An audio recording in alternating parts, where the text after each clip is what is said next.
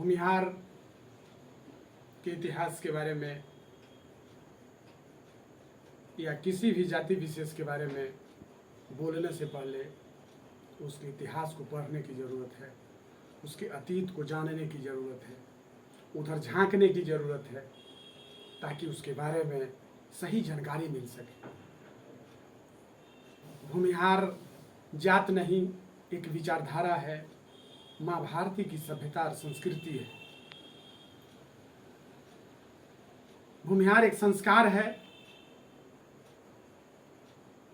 भूमिहार एक विचारधारा है, जिस विचारधारा में जमात के सभी वर्ग के लोगों को लेकर के और सजाने, संवारने और आगे लेकर जाने का काम करता है, वही विचारधारा है। इस जाति के इतिहास को जानने की जरूरत है, जिसने आजादी से लेकर के आज तक इस देश को यहाँ तक पहुँचाने में अपना महत्वपूर्ण योगदान दिया है। अगर हम आज कुछ बोल रहे हैं, आप अगर कुछ दो शब्द बोल रहे हैं, या जमात का कोई भी बाबू या कोई भी जन नेता या कोई भी झुग्गी झोपड़ी महल में रहने वाले लोग अगर दो शब्द बोल रहे हैं तो वह उस जाति की देन है, उस विचारधारा की देन है, उस माँ भारती की सभ्यता और संस्कृति की देन है, उस संस्कार की देन है। इसको भूलना नहीं चाहिए, इसको भूलने की कदापि जरूरत नहीं है। और किसी के बारे में कुछ भी अनर्गल प्रलाप करने से पहले उसके अतीत में झांकने की जरूरत है, उसके वर्तमान और भविष्य को सोचने, पढ़ने की जरूरत है, उस पर सोचने की जरूरत है, उस पर विचार करने की जरूरत है। तभी उस पर छीटाकशी या अनर्गल प्रलाप शोभा देगा। मैं मानता हूं कि आज हम, आप और जमात का कोई भी वर्ग का लोग अगर दो शब्द बोल रहा है तो उस माँ भारती की सभ्यता और संस्कृति की देन है, उस समाज की देन है, उस संस्कार की देन है, उस विचारधारा की देन है।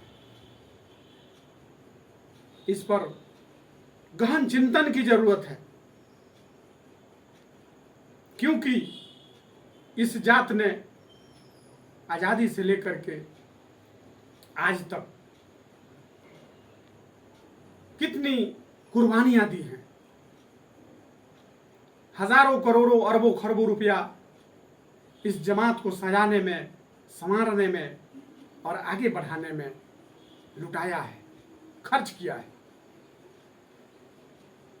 हजारों engineering college, medical college, primary school, middle school, high school, college, university की स्थापना की है। मैं जानना चाहता हूं आप सभी बड़े बुजुर्गों से, जमात के सभी लोगों से, कि क्या उस मेडिकल कॉलेज, उस इंजीनियरिंग कॉलेज, उस primary school, middle school, high school, university में उसी जमात या उसी विचारधारा के लोग पढ़ते हैं? जी नहीं। भूमिहार एक ऐसी जाति है, एक ऐसी विचारधारा है कि उस विचारधारा में समाज के सभी वर्ग के लोगों को पिरो करके, ले करके अपने सांस चलने का काम करता है, ताकि इस राज्य का, इस देश का और इस जमात का कायाकल्प हो सके। बाबू लंगट सिंह कौन थे? उन्होंने जमात के लिए क्या किया? राम दयालु बाबू कौन थे? उन्होंने इस जमात के लिए क्या किया? श्री बाबू कौन थे? रामधारी सिंह दिनकर कौन थे? राम वृक्ष बेनीपुरी जी कौन थे? इस पर सोचने की जरूरत है, उसके बाद ही अनर्गल प्रलाप करने की जरूरत है। क्योंकि इस जाति ने जमात के लिए बहुत कुछ किया है और आगे भी करेगा। और इस जाति की विचारधारा को, इस जाति के संस्कार को, इस जाति की सभ्यता और संस्कृति को समाज के सभी वर्ग के लोग अपनाते हैं। लेकिन आज दुर्भाग्य है कि इस जमात पर कुछ लोग छिटाकशी करने पर उतारू हैं। मैं उन नेता से, या जननेता हो या राजनेता हो या कोई पदाधिकारी हो, मैं जानना चाहता हूं, उनसे पूछना चाहता हूं कि अगर आप इस जाति के बारे में, इस विचारधारा के बारे में, इसकी सभ्यता और संस्कृति के बारे में अगर दो शब्द बोल रहे हैं तो उस जाति की देन है, उसके संस्कार की देन है, उसके सभ्यता और संस्कृति की देन है, उसके विचारधारा की देन है। नहीं तो अगर वह जाति नहीं होती, वह विचारधारा नहीं होता, वह संस्कार नहीं होता, वह सभ्यता और संस्कृति नहीं होती, तो बहुत पहले जमात के सभी वर्ग के लोगों को कुचल दिया जाता।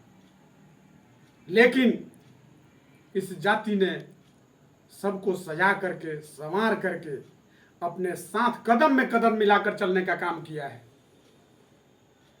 तभी तो आज हम, आप और जमात के सभी वर्ग के लोग आज यहां तक पहुंचे हैं।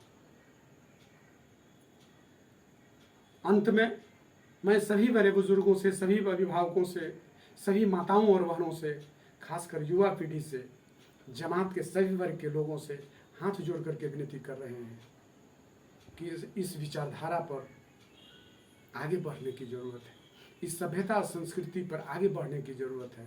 तभी माँ भारती की रक्षा होगी, तभी इस देश की रक्षा होगी, तभी समाज की रक्षा होगी और तभी इस जमात की रक्षा होगी। जय हिंद, जय भारत, वंदे मातरम। जय भूमिहार, जय समाज, जय जमात।